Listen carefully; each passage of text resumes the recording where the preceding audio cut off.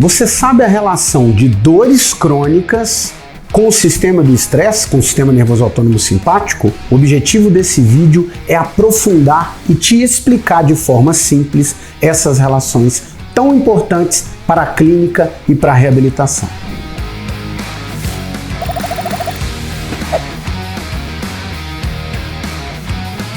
Sou Léo Setti, fisioterapeuta osteopata, doutorando em reabilitação e desempenho funcional. As dores crônicas, elas têm um componente.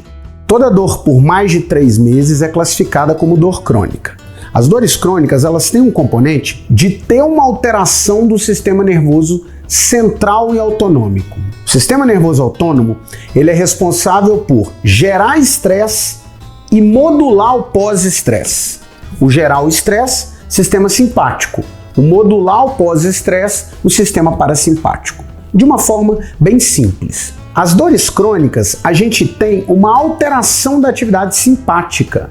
Eu tenho um aumento da resposta simpática comparado a um indivíduo que não sente dor crônica. Ou seja, uma mesma situação, o indivíduo que não sente dor crônica, ele tem uma resposta simpática a uma adversidade da vida. Porém, o indivíduo com dor crônica, em uma mesma adversidade, a resposta é muito amplificada. Eu tenho um aumento do tônus simpático. Além disso, o tônus simpático de repouso, que controla a atividade de estresse do repouso, está aumentado em indivíduos com dores crônicas. Então, estratégias para modular esse sistema simpático são fundamentais para modular e tratar indivíduos com dores crônicas. Com a atividade simpática aumentada, geralmente a gente tem um prejuízo na qualidade do sono. E é sabido que indivíduos com dores crônicas, mais de 40% dos indivíduos com dores crônicas, têm um sono ruim. E é durante o sono que o sistema parasimpático e o sistema de limpeza do cérebro age de forma eficiente. Se eu tenho um sono ruim, uma dificuldade da pessoa de aprofundar no sono, a limpeza do cérebro e a modulação parasimpática, ela começa a ficar ineficiente. E isso, modular essa atividade simpática, é fundamental para uma melhora de controle do sono. Então vamos lá. O que faz, além disso, o simpático aumentado, o que mais gera no corpo? Gera, por exemplo, uma diminuição do trânsito e da função intestinal. Indivíduos com atividade simpática aumentada e dores crônicas, é muito comum esses indivíduos apresentarem uma alteração do sistema de absorção e do fluxo intestinal. Por exemplo, indivíduos com síndrome do intestino irritável. Geralmente a gente tem a síndrome do intestino irritável e associada a isso, dores musculoesqueléticas crônicas, em quase 50% dos indivíduos. Então, uma atividade simpática aumentada tem um prejuízo do sistema gastrointestinal.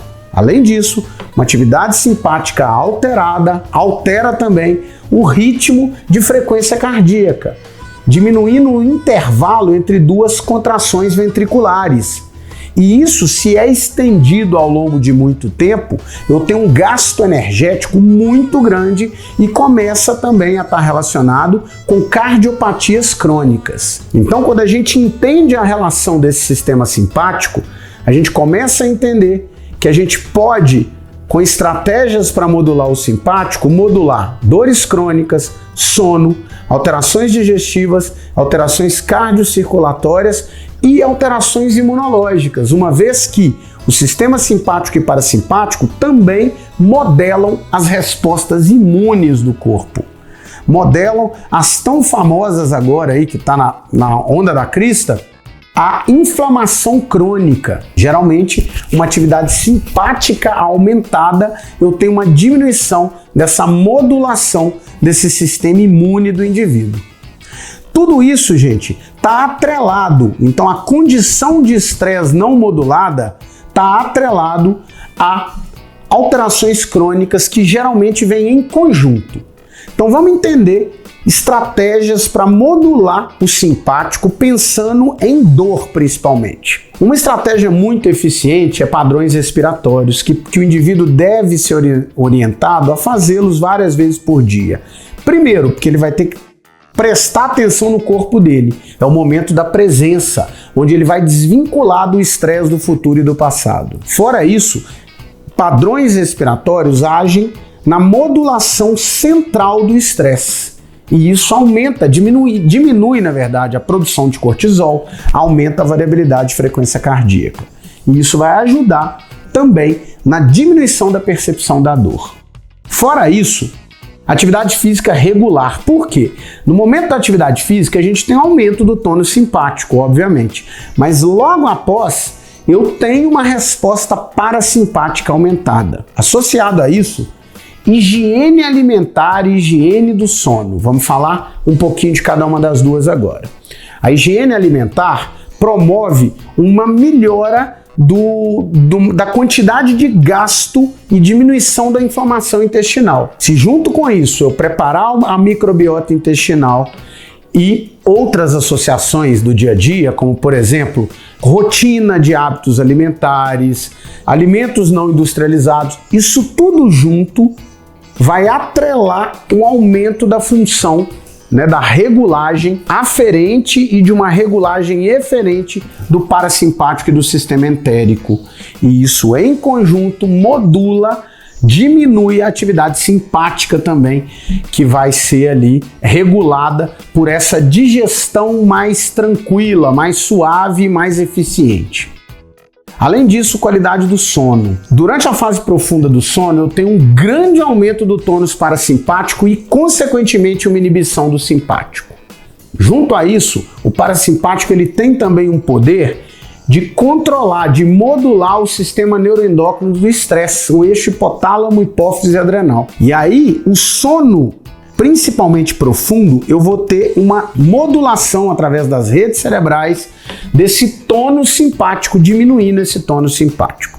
Lembrando que dor crônica é um produto do cérebro e no sono profundo é a hora que o cérebro é limpo pelo sistema linfático, que vai ser influenciado pelo parasimpático também. Então, modular o sono e higiene do sono é fundamental. Como que a gente faz a higiene do sono?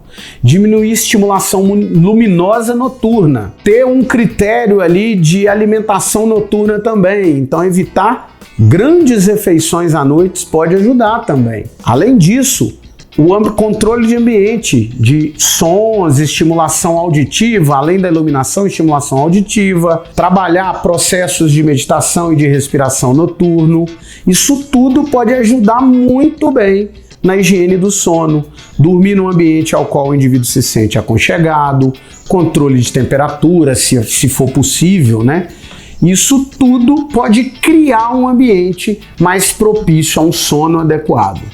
Lembrando que a higiene do sono depende de tudo que a pessoa faz durante o dia todo, Saber desvincular dos problemas noturnos à noite, ou pelo menos de trabalhar, deixar para o estresse e para as reações noturnas durante o dia. O período à noite foi feita para dormir. Então, tentar criar hábitos saudáveis, controlar melhor o ciclo circadiano, reflete de forma muito positiva num sono de mais qualidade. E, consequentemente a isso, eu vou ter também uma melhor regulagem das redes cerebrais relacionadas à dor. Então, modular esse sistema simpático e tudo que está ao redor do sistema de estresse é fundamental para melhorar, regular a rede cerebral dinâmica da dor.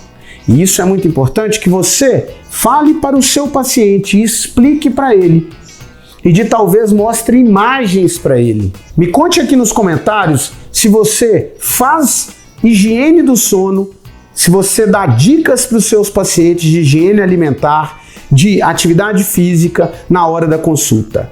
Coloque aqui também nos comentários se você tem alguma dúvida de como fazer isso e se você quer que eu grave uma aula de como eu mostro de forma direta, de como eu mostro para o paciente e argumento com ele para que ele tenha realmente iniciativa de procurar melhorar esses hábitos do sono. E não deixe de dar o seu like, porque essa aula vale muito a pena pensando no resultado do controle de dores crônicas. Um grande abraço para você e até a próxima aula.